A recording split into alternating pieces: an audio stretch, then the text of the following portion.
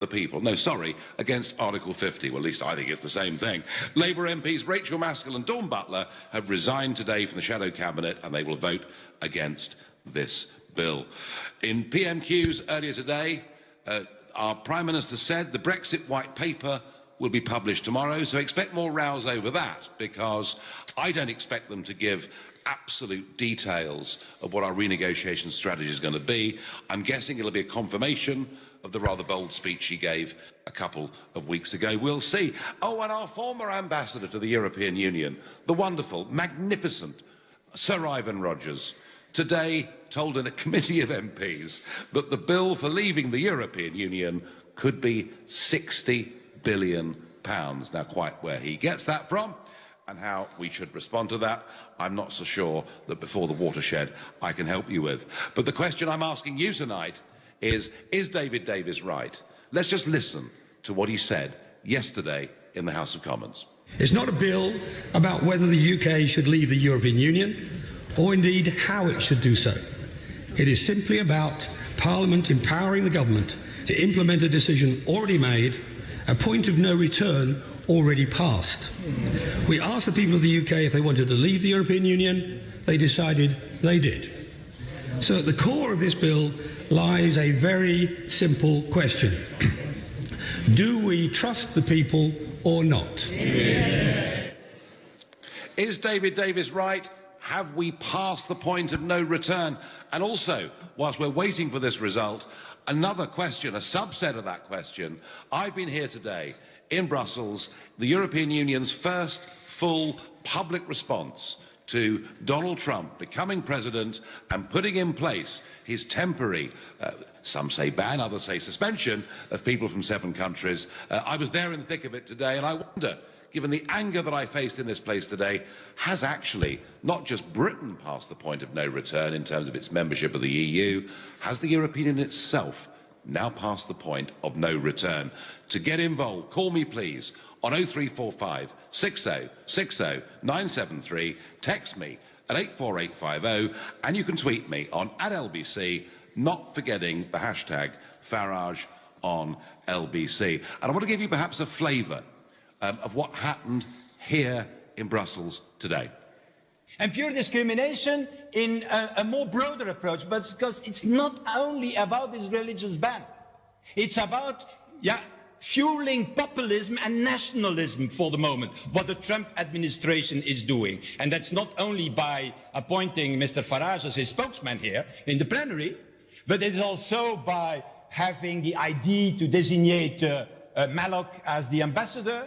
And more important, let's be aware of that, Steve Bannon, member now of the National Security Council of the United States of America, a man who is openly saying we want a worldwide right-wing movement to get rid of the European Union. It is the unelected Commission that have the sole right to propose legislation. If I'm wrong in saying that, you can throw me out of this Parliament right here, right now. Mr. Farage, I am just asking you to be a little bit more respectful, please. Oh, I'll be respectful, all right, and perhaps you will be too, for the right of the leader of a political party that won the European elections in the United Kingdom in 2014. Perhaps what we need to do is to be a little bit more constructive. All of us here say we're Democrats. Well, here's a chance to prove it. Let us invite President Trump to come here to this European Parliament. Well, I have to say that particular suggestion went down like a lead balloon. As you can see, once again, I've been playing happy families here in the European Parliament. But I don't think, over the years, I've known people attack me. I've known people disagree with me. Never have I seen quite such collective fear. You see, Brexit was bad news for the European project. They now view Donald Trump as an absolute nightmare. And they're already trying to ban, to bar, to not even allow in the building Professor Ted Malloch, who we had on the Nigel Farage show last week, who it said is going to become Trump's ambassador. I think that we're going to get the result of this Brexit bill soon, and we'll see that we have passed the point of no return in terms of Britain's membership. But I think this project has now passed the point of no return. Please tell me that I'm wrong. Tell me that Brexit can be reversed. Tell me that the European Union has a bright, shiny future. And I'm going to go to Mark in Rugby and ask him what he thinks. Mark, good evening. Good evening, Nigel. How you doing? I'm all right. What do you think, Mark? Well, I've got some concerns with all these amendments that the parties are currently lining up. That we may end up still getting a weakened deal and not the Brexit that we actually voted for. Well, Mark, you're quite right. We've got this vote tonight, and I'm not sure whether listeners will be pleased to hear or appalled to hear that next week this debate will carry on as a number of amendments get debated and voted on in the House of Commons. A lot, I'm guessing, Mark, will depend on how big the outright, majority is for pushing Article 50 through. I think it's, I could be wrong, I think it's unlikely that we'll get amendments that will seriously hold up or delay Brexit, delay the triggering of Article 50 in any way in the House of Commons. I do wonder, in a few weeks' time, when it gets to the House of Lords, whether that might pose a bigger problem. But Mark, surely, if this vote goes through okay tonight, surely we're pretty much on our way, aren't we? Well, the Remainers will always try to stop it, and the corrupt elite of this world, the likes of Branson and Tony Blair, they're going to do their damnedest to stop it still, I dare say. But the point is, we should have never, ever been in this position in the first place. Theresa May was tasked with getting us out of the European Union, and to be fair, she's let us down and the party, because the Prime Minister's primary functions are to serve the majority of the people as best as he can, which is obviously from the result of the referendum, and to ensure that her party stays in power. Now, what would have been the best way to ensure that her party actually stayed in power to activate Article 50 straight away, or pretty much straight away? Oh, yeah. Well, Mark, she did that, didn't she? She did that. She did that. That led to us going to the High Court, then going to the Supreme Court, and the fact that we were told explicitly, if you remember, by that leaflet that David Cameron put through every one of our doors, which I enjoyed putting back through his door in number 10. But we were told, it's your decision. You decide, we'll respect it. That wasn't good enough, and that's why we're going through this vote in the House of Commons. And I think we're expecting a result pretty shortly. But before we do that, I'm going to ask Matthew in Heathrow. Matthew, have we passed the point of no return in terms of our membership of this union? Well, hi, Nigel. Basically, I don't think we're past the point of no return. I think it's too early for the Article 50. They haven't done the white paper. I'm a Remainer, and except, we've got to leave, and I want to try to make sure we get the best deal for everyone. And I think it's just too early because, if it's going to take 2 years for of the negotiations, we know they're not going to give us another deal. There's going to be another election. So, it's going to just drag out. So I think we should see the white paper. All the political parties should work together as a team to try to... So I shouldn't... So really, as a leaver, I shouldn't be too complacent. That's your message, really, isn't it?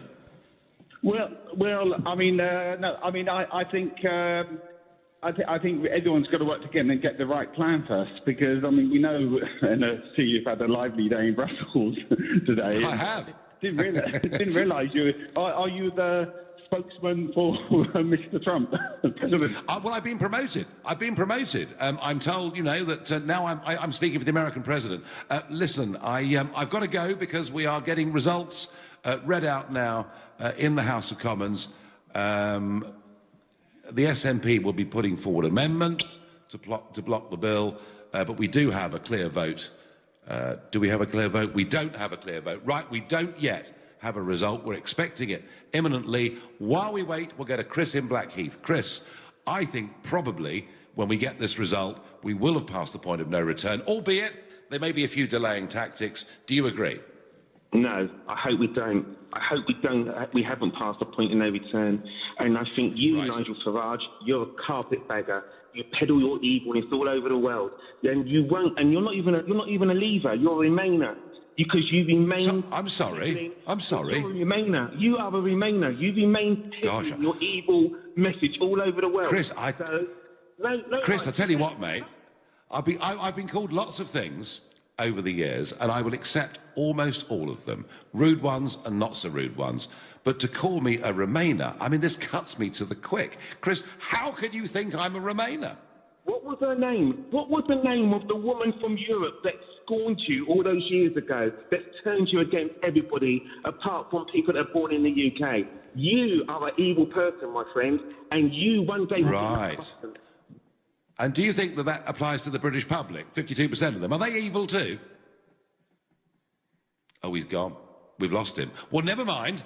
It wasn't actually necessarily all that constructive. All I would say is, in all the years I've been inside this Parliament, I have never seen such contempt for the rules of the Parliament. They allowed a Labour MEP to sit behind me holding up a sign. They allowed members of the public gallery to shout abuse at me. And when I said the fact that the European Commission were unelected, I was told to show more respect. Do you know why? Because they're scared. It's done for. They know this project's finished because the other people in Europe are beginning to feel a bit like the Brits. Right now, you're listening to The Nigel Farage Show, exclusively here on LBC. As we speak, our MPs are voting in the House of Commons, and they voted so far on an SNP amendment, which was to block the bill outright.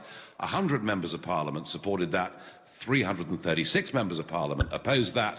And perhaps that is an indication of how the Article 50 vote itself is going to go, and we'll have a full result on that within the next 10 to 15 minutes. And the question I'm asking, assuming that the votes on this amendment point the way for the government getting a clear majority and honouring the will of the people in that referendum, the question I'm asking is, has Britain's membership of the European Union, will it tonight have passed that point of no return? And given the anger, indeed hatred even, that I've seen here in Brussels today, has the European Union project itself now passed the point of no return? And I wonder what Simon in Harwich thinks of that proposition. Oh, thank you, Nigel. Lovely to be on the show. Thank you. I'm a Labour councillor myself, and I actually voted to come out of the European Union. I truly think once Article 50 and the bill's gone past, I think we are on the point of no return. And it will be good as well, because I believe passionately, as a trade unionist as well, I think democracy and the will of the people is vitally important to this country. If you ignore the will of the people, there'll be anarchy in the streets. I truly believe that. I think Simon, tell me, I mean, what is it with your party that there are so many voices saying that actually we should ignore the will of the people and we have to stay members of the EU at all costs? What's happening to the Labour Party, Simon, who, of course, 40 years ago actually were the party that opposed membership of this club on the basis that we lose our democracy? Well, as you know, Nigel, we are a broad church. Not a one... Well, that's pretty broad, isn't it? You've got many people, you've got hard left people, you've got centre left and moderates like yourself within the Labour Party as well. And then you've got momentum and all that lot, or militant momentum, whatever you want to double it, you know.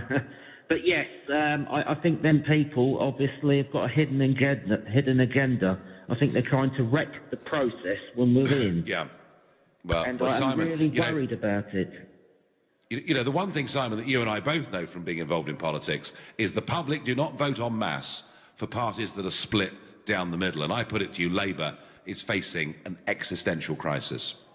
Oh, we're facing problems, you know, there's no denying it as well. But, you know, we can, if we work together and unite. Obviously, I know we're different backgrounds, different things, but I think one thing we can agree on is we want to come out of this corrupt European Union. My granddads didn't fight for a federal Europe during the Second World War, sir. They fought for freedom and for king of country at the time. Very, very different. Simon, they'll be turning in the grave today. Simon, when I listen to you, I have a feeling that maybe one day you might have to find yourself in a different party, because you said that with absolute belief and passion, and I thank you for your call. And your texts and tweets are coming in. Nigel, the decision to leave was clear. She should have invoked Article 50 in the first few weeks, not at a snail's pace, says Lynn Smith. No, we have not passed the point of no return, but UKIP has, Brexiteers are narrow-minded nationalists to the core. We don't trust these sort of people. Labour is disgraceful, but at least they're trying to stop this now. That's from Daniel in Virginia Water. Thank you, Daniel, for that. And please don't blame Theresa May for the delay in Article 50. Blame Cameron and Osborne for leaving nothing for her to work with when they jumped ship, says Arthur in Brighton. Some truth, I think, in that, Arthur, because there was no plan B, because they never thought they could possibly ever lose that referendum. And lastly, isn't it funny how the EU are rejecting Donald Trump? They are running themselves into the ground. The more they reject democracy, the more they are hated, and that's from Michael Royer. That was certainly my experience, Michael, today, here in this place. I wonder, Richard, in Westmoreland, have we passed the point of no return? Are we leaving the European Union? I think we're leaving the European Union, Nigel, but in inverted commas. And I say that because as much as you're doing the business over there behind enemy lines and creating a bit of a storm over there, which we're all very proud of you for doing, it just seems there are agents working for the EU on our side of the fence and in our parliament. And I'm talking about people like Nick Clegg, Ken Clarke, Paddy Ashdown. My only concern I've got, or well, one of the concerns I've got, is the ability of Theresa May and her government to be able to negotiate a good deal with us, whilst keeping the details of that deal out of the hands of the people that aren't working for us, aren't following the decision that the public instructed them to make, and they've still got their heads with the and hearts with the EU. It just seems the more I hear, Nick Clegg was on the was on LBC. I think he was on with Nick Ferrari this morning, wasn't he? Yeah, I listened to it.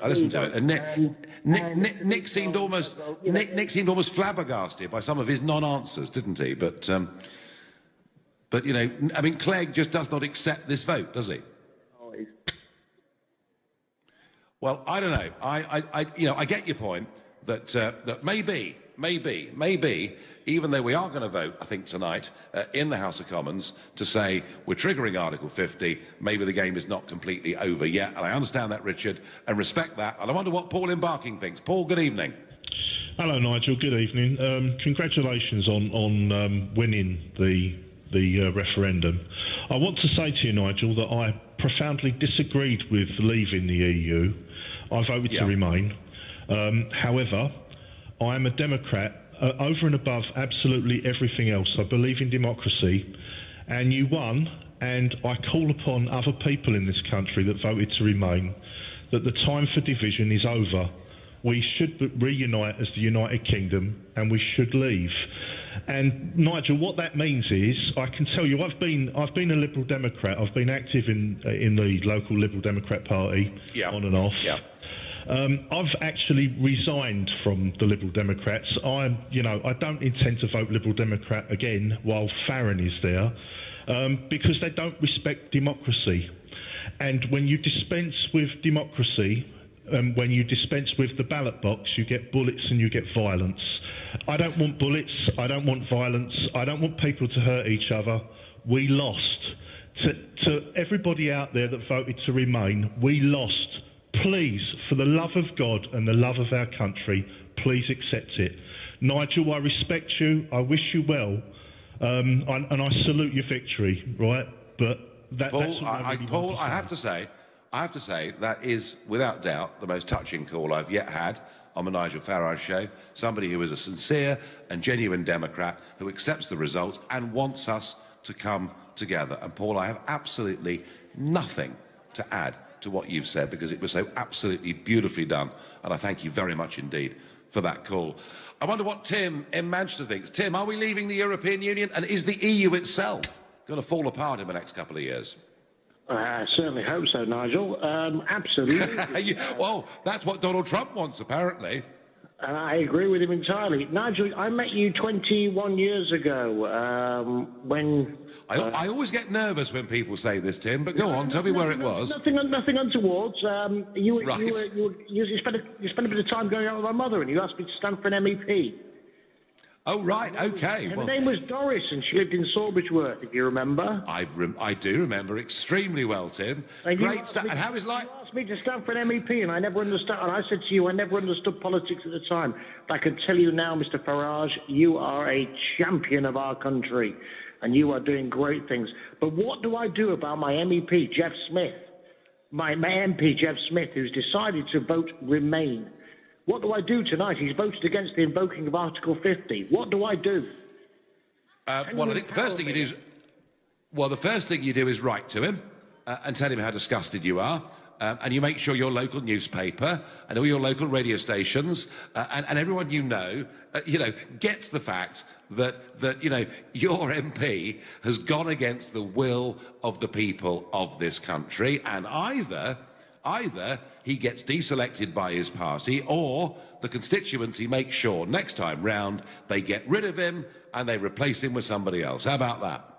That's absolutely great, Nigel. I'm so empowered by what you've done. And 20 years later, I thank you for what you did to me 20 years ago, because what's happened now is the best thing that's ever going to happen to this country. We're going to move it forward, and I reckon that it's all down to you and your relentless campaigning over the years. And I'm glad to help out anybody, UKIP or yourselves or whatever, to especially remove this man that has disrespected 40, only if it was 52-48 the other way with my constituency. But what are the 48 going to do here? Are they going to vote again for a Labour guy that's going to turn around and say no? Well, I think he may have had his chips, Tim. And thank you for the call. You are a star. And I'm going to go quickly to John in Henley. John, what do you think? Good evening, Nigel. Good evening. First of all, thank you very much for what you said in Brussels today. I applaud you. Well, nobody else here did, John, let me tell you. I certainly did. The people in Parliament this evening that have voted against invoking Article 50, I believe, should be barred from Parliament because they are not democratic. The referendum was a democratic vote which should be acknowledged. Why are they still allowed to be in Parliament? Well, John, I'm going to take issue with you on this because I don't believe in barring people.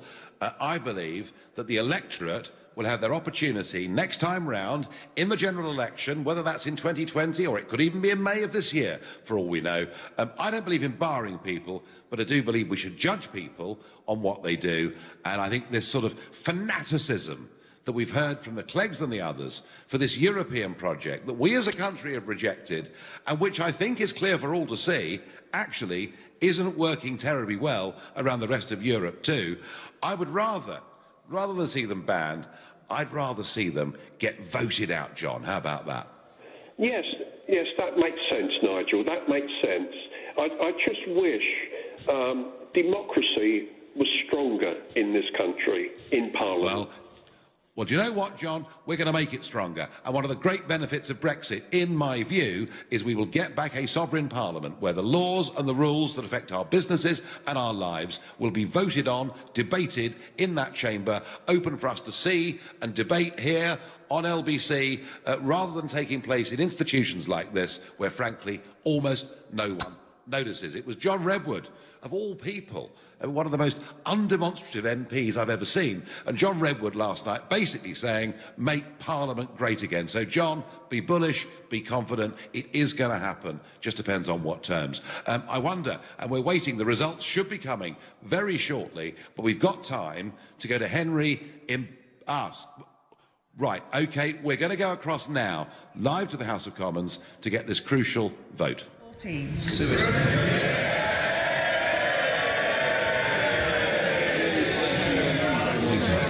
The ayes to the right, 498. The noes to the left, 114. So the ayes have it. The ayes have it. Unlock. Programme motion to be moved formally. Thank you. The question is as on the order paper. As many as are there have been say aye. Aye. Of the contrary, no. Division! Clear the lobby! Right, so the second reading of the Brexit bill is there.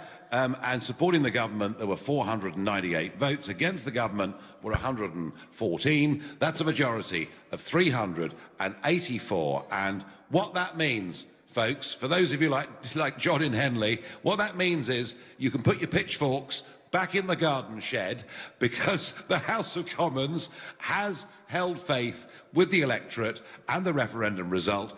We will go on next week, perhaps, to a very frustrating time with further debate and with perhaps amendments being passed. But I do think that what has just happened and the results that you've just got live on this programme is a significant moment in the history of our nation. We are set on the right course. The question now is, what is the deal actually going to be? This is LBC, live from Brussels, on the Nigel Farage Show. It's 7:30 and it's time for the news.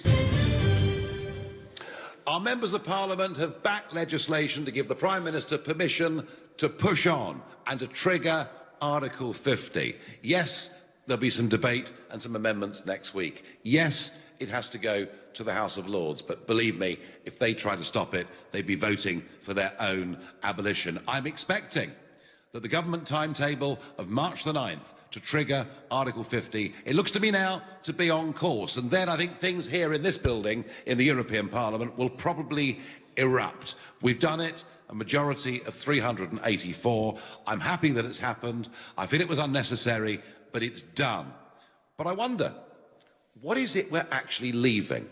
You know, Britain leaving the European Union, maybe that has implications for the world, for Europe. It certainly does for us, I think good ones. But what is this European Union that we are actually leaving? And I just want to play you, again if I can, a little clip of the events that took place in this European Parliament this afternoon. And pure discrimination in a more broader approach, but because it's not only about this religious ban.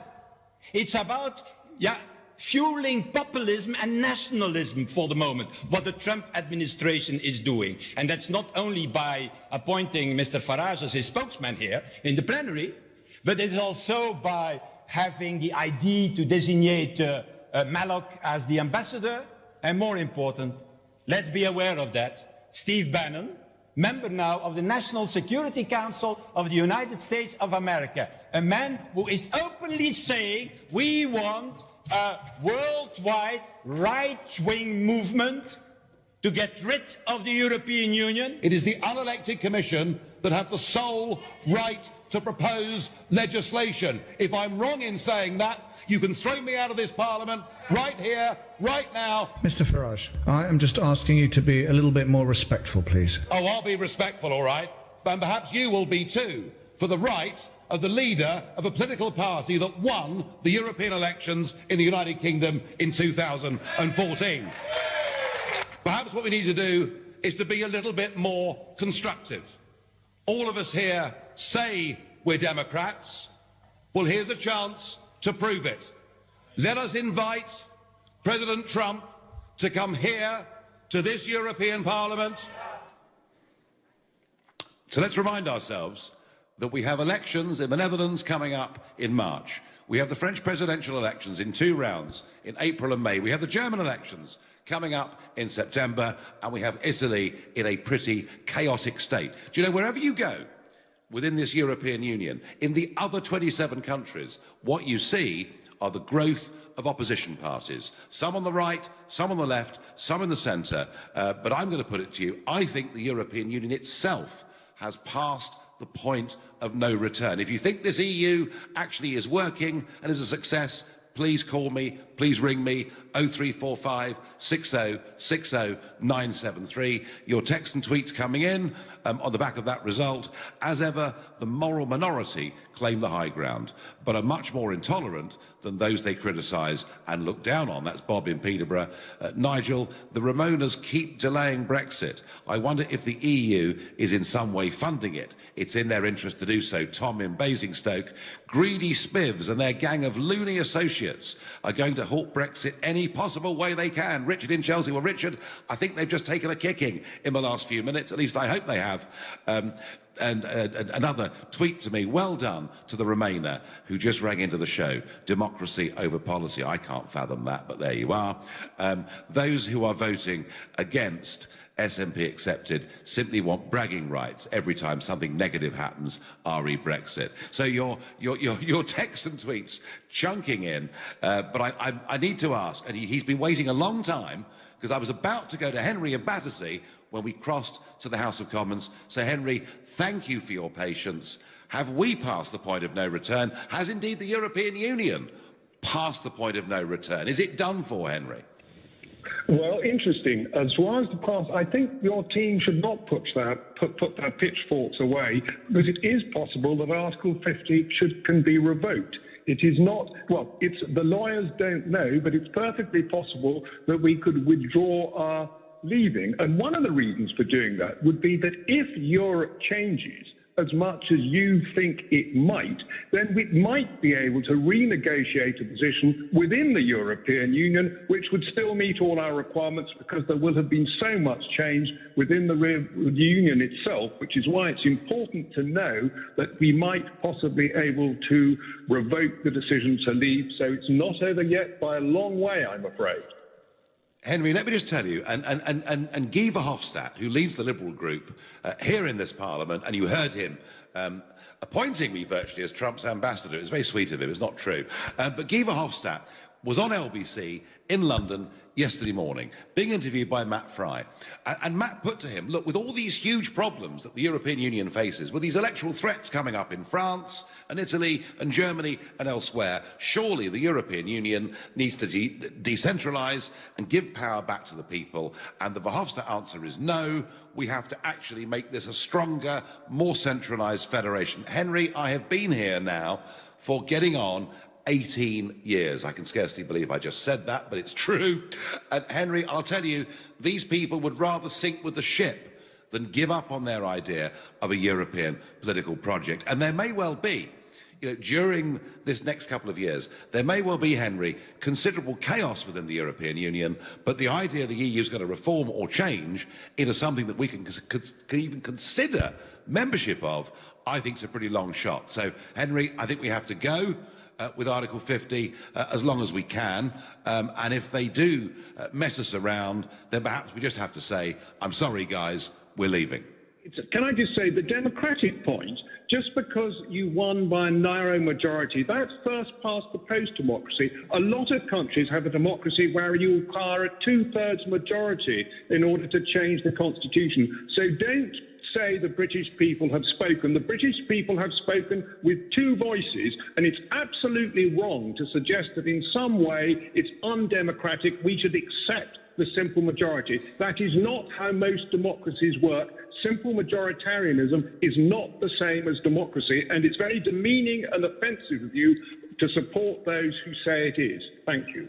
Well, Henry, thank you for your point, said with great passion, but the reason we had a referendum on this is that our own political parties were so split, divided, threatened on this issue that they, for once, contracted that decision back out to us, the people. And Henry, the good news is that whilst I would accept 52-48 wasn't overwhelming, it is now clearly, from the calls, the texts, the tweets and everything else that we've been getting over the last few weeks, clearly that margin is now considerably bigger than it was then.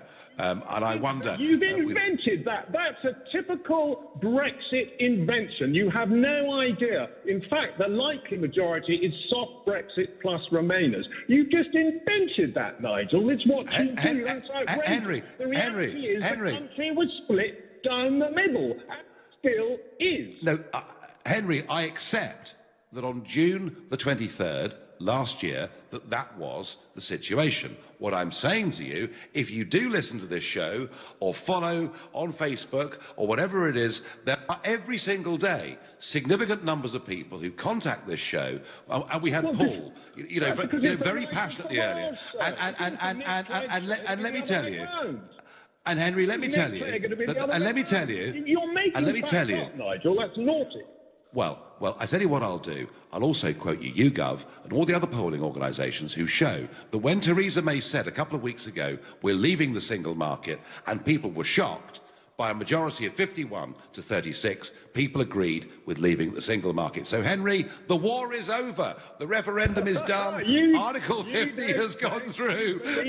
But I tell you what, I'd love to meet you for. You are, I tell you. I'd love to meet you for. I'd love to meet you for a drink because it would be enormous fun. Henry, thank you very much. Right now, you're listening to the Nigel Farage Show live here from Brussels.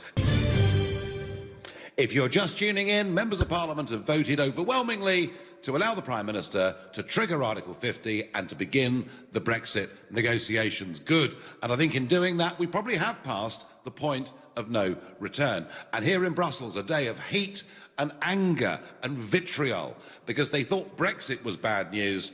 They view Trump as a catastrophe, as a man that wants to bring down the project. And I'm asking you tonight, actually, has the European Union project itself passed the point of no return? I have to say, every country across this union sees a huge growth in Eurosceptic parties of the left and centre and right. And what I saw today was some very, very upset, scared, angry people. After all, life's pretty good here, you know. I mean, the food's cheap. Every MEP has a chauffeur-driven car. Great pensions. What's not to like? Gary in Malden, have we passed the point of no return? Yeah, I think we probably have, Nigel, unfortunately, and I think that's a great shame. You bang on, yeah, I do. You bang on week in, week out about democracy, about the will of the people. But if it was 48-52 the other way, and when you were saying before the referendum that might not be a majority, would you still be banging on about the will of the people then? And would you let it go? No point. No point, Gary, because Parliament actually regretted bitterly giving the peasants a vote in this referendum, and the chances of us getting a second go would have been absolutely negligible for many, many years to come. And what we've seen is a 52-48 margin in a very hard-fought referendum. That margin now considerably wider, Gary, in all the opinion polls. And you know, this is going to happen. Yeah, there'll be a debate on the terms. But, Gary, tell me, what is it about the European Union that you think's good? Well, what's not good about it, Nigel? At the moment, before this referendum, we had financial security, we had a strong pound, we had the City of London secure as the leading financial centre for Europe. Now it's all about to fall apart. And that might be all right for you, but it's not all right for people like me. I've worked for American banks. I'm now working for another big American company. All of a sudden, investment in the UK doesn't look so good for them. Thanks to Gary. Banging the drum and going, Gary. 52%, it's the will of the people. Gary, I'm really sorry, mate, and I'm going to upset you now, but actually, foreign and direct investment for the figures that we have so far for last year is 3 times the level that it was the year before. So, Gary, actually, people are investing in Britain from all over the world. And you say, what's wrong with the European Union? The Eurozone's a catastrophe. We have youth unemployment rates of nearly 50% in some southern countries. We have the rise of extremism of right and left everywhere, and a project, frankly, that is virtually bust, both morally and financially. So, Gary, I'm thrilled we're getting out, and I'm not scared. I know you are, but I'm not scared. But thank you for your call. Texts and tweets coming in. Nigel, yeah, we are past the point of no return. Good work, my old son. I'm behind you and the Donald all the way, Brendan in Northern Ireland. Hooray, the end of neoliberalism, the end of the lovey-dovey set. Back to basics, back to the real world. Article 50 has been triggered. Thank you from Francesca. I got a tweet here. If you believe in democracy, why do you want a job in government as you haven't been elected? Well, Tufton, thank you, mate. But, you know, I've got a job. You know, I'm leading Britain's biggest political party here in this European Parliament, and I'm going to see it through right to the end, however much they hate me. Martin in Leicester. Martin, have we passed the point of no return? Has the European project, is it all going to come to a disastrous end? Hello, Mr. Farage. Yeah, I do believe we have. To be fair, we should have left way back when the actual voice of the people was there. We voted out, and we've got to vote out. We had to get out. I mean, to be honest, like, I'm from the 16 to 24 age range, and the fact that 36% of us only bothered to go out and vote And with it mainly being a Remain, it really is a shock, like how much hurt there is towards people that, you know, we should be thankful at our age that we live in a country that allows us to vote, that allows us to have this freedom of democracy that so many people in so many different countries do not have. And for them to kind of like always want it their way, to, you know, with the whole, we've had to have the whole thing tonight to go through government, to go through the parliament. It's shocking that like democracy is not being enforced in that respect. It's a very odd thing, Martin. It's a very odd thing because, as you say, the engagement in the United Kingdom of young people to vote at all is low. And of those that did vote in the referendum, a very clear majority, big majority, voted for us to remain. And yet, you know, when I talked about the growth of Eurosceptic movements across the rest of the continent, what you'll find is those parties are being fueled by under 40s and in many cases actually under 30s. So it's the youth in the European Union who are beginning to get engaged, beginning to vote, beginning to reject the project, and yet in the UK we're the other way around. Is it what they teach you at school, Martin? Is that what it is, possibly? No, to be honest, I actually voted to leave. Okay. No, I know you did. I know you did, but I'm asking, you know, were you taught from the age of 5 that the EU had stopped all war and it was wonderful? Oh yeah, completely. It was like the big peace breaker after World War II, which I honestly do not understand how that even came about. That it was the big peace breaker, but honestly, you know, we voted out. We need to leave. We've left. Just leave it. We haven't quite left, Martin, but we're on our way, and you're a young rebel, and you're a very good chap, and thank you.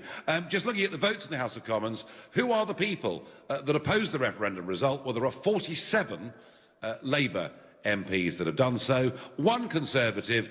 Good old Ken Clarke. You can always rely on Ken. 7 Liberal Democrats, 50 SNP, 3 SDLP from Northern Ireland, and 1 Green, a Green who used to call herself a Eurosceptic. And I would suggest there are no great shocks there. You know, we all expected Tim Farron to do everything to keep us within the European Union. We all knew that Ken Clarke would stick to his principles, and I love Ken's consistency. He has been consistently wrong about this now for nearly 60 years. He was never going to change, but I put it to you that the Labour Party is very, very badly split on this issue and has some very serious problems. Phil in Cobham. Phil, have we passed the point of no return, and is the European project in deep trouble? Well, I don't believe we've passed the point of no return, Nigel, but I would agree that the European project is in deep trouble. But I've got to be honest, I'm a committed Remainer. I campaigned heavily on the streets. And one thing I would say, Nigel, regarding the referendum, at least, I'm being totally honest, at least 10% of the people I spoke to when I was campaigning voted purely as a protest vote against Cameron. And so you put that into the equation. I spoke to other friends of mine who also did it, and they got a similar score. So I really think, the referendum result, for the reasons you articulated very clearly, in that interview with the Mirror, I think it was, you wouldn't accept a 52-42 split, a 48 split. You would only accept a 70-30 split. And most constitutions, when you change the constitution, you do require a qualified majority for the very good reason. Well, no, for the very good reason that those who want to change a constitution are more committed. No, Phil, I get all of that. And isn't it a shame that all those years ago we were taken into the common market, the EEC, on what was a complete and utter lie? And it was. My parents' generation thought it's okay, it's not going to hurt us. My final thought on this is, I've been teasing all night that with this vote, it's a great historic day. We've passed the point of no return, and so has the European Union. I have to say, I don't really quite believe it, because whilst it all feels good and looks good, we've got one heck of a long way to go. And there are very big, powerful forces behind this project, and I'm talking about big business and big banks, and many amongst our establishment who will defend the European project to the end. I hope we've seen the last of them, but I'm not sure. I promise you no complacency from me. You've been listening to the Nigel Farage Show, exclusively on LBC, live here from Brussels. I'm back tomorrow evening from 7 in London, coming up at 10.